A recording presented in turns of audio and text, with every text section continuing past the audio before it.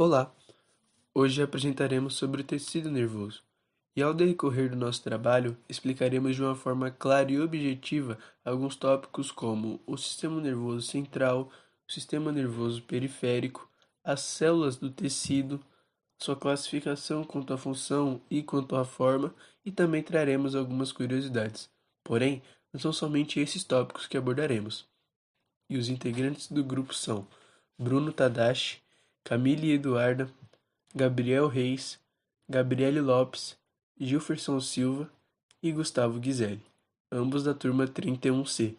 É importante saber que o sistema nervoso é o principal regulador de nossas funções, exercendo controle sobre quase todas as atividades ou eventos que ocorrem em cada momento do nosso corpo. Trata-se de um dos tecidos mais especializados do organismo animal. Tal controle é feito através da transmissão de impulsos que percorrem os diversos circuitos neuronais e liberação de mediadores químicos através das numerosas terminações encontradas nas células. Pode-se dizer que a transmissão do impulso nervoso é a forma de comunicação dos neurônios. Sinapse é uma região de proximidade entre um neurônio e outra célula, por onde é transmitido o impulso nervoso. As sinapses ocorrem entre os prolongamentos dos neurônios devido às substâncias químicas. O tecido nervoso é sensível a vários estímulos que se originam de fora ou do interior do organismo. Ao ser estimulado, esse tecido torna-se capaz de conduzir os impulsos nervosos de maneira rápida e às vezes por distâncias relativamente grandes. Agora falando sobre os neurônios, eles são considerados a unidade básica do sistema nervoso. Essas são as verdadeiras células condutoras do tecido nervoso. Assim como já foi dito, eles são responsáveis pela recepção e pela transmissão dos impulsos nervosos, sob a forma de sinais elétricos. Para compreendermos melhor as funções de coordenação e regulação exercidas pelo sistema nervoso, precisamos primeiro conhecer a estrutura básica de um neurônio e como a mensagem nervosa é transmitida. Os neurônios são compostos pelo corpo celular, dendritos e axônios, indicados pelas setas vermelhas na imagem. É no corpo celular onde ocorre a síntese proteica. Cada um deles possui apenas um núcleo que se encontra no centro da célula, e é também nessa estrutura que estão alojadas todas as funções celulares em geral. Os dendritos são prolongamentos especializados em receber e transportar os estímulos das células sensoriais, dos axônios e de outros neurônios. Possuem múltiplas ramificações e extremidades arborizadas, o que lhe dá a capacidade de receber múltiplos estímulos de vários neurônios de maneira simultânea. Axônios são prolongamentos únicos especializados na condução de impulsos que transmitem informações do neurônio para outras células, sejam elas nervosas, musculares ou glandulares.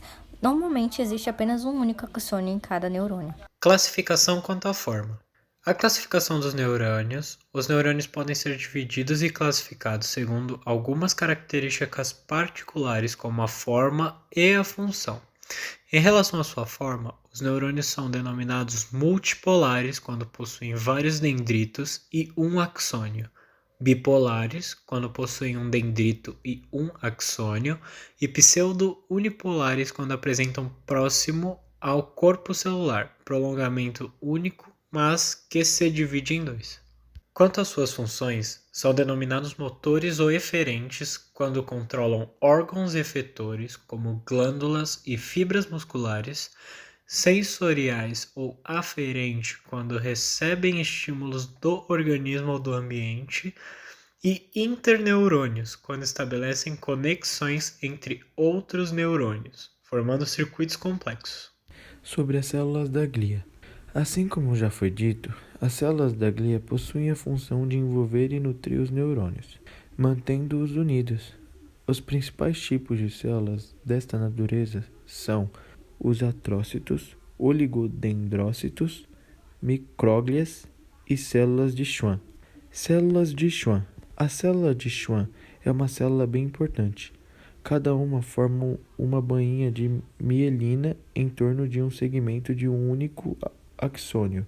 Bainha de mielina atua como isolante elétrico e contribui para o aumento da velocidade de propagação do impulso nervoso ao longo do axônio.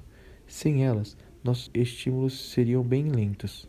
Bainha de mielina não é contínua. Entre uma célula de Schwann e outra existe uma região de descontinuidade da bainha, o que acarreta a existência de uma constrição denominada módulo de Ranvier. Sistema nervoso central. O sistema nervoso central é constituído pelo cérebro, cerebelo e a medula espinhal. O sistema nervoso central é protegido por três envoltórios, formado por tecido conjuntivo denso, denominados como meninges. Tem a pia mater, localizada mais intimamente ao sistema nervoso, a aracnoide, situada entre a pia mater e a dura mater, e a dura mater. Trata-se do envoltório mais externo e mais forte. Os componentes do sistema nervoso periférico são os nervos, gânglios e terminações nervosas. Os nervos são feixes de fibras nervosas envolvidos por tecido conjuntivo. Um grupo de fibras nervosas forma os feixes ou tratos do sistema nervoso central e os nervos do sistema nervoso periférico. Quando os nervos partem do encéfalo, são chamados de cranianos. Quando partem da medula espinhal, são denominados raquidianos. Os gânglios são acúmulos de neurônios localizados fora do CNC, em sua maioria são órgãos esféricos, protegidos por cápsulas de tecido conjuntivo e associada a nervos. Conforme a direção do impulso nervoso, os gânglios podem ser sensoriais ou gânglios do sistema nervoso autônomo.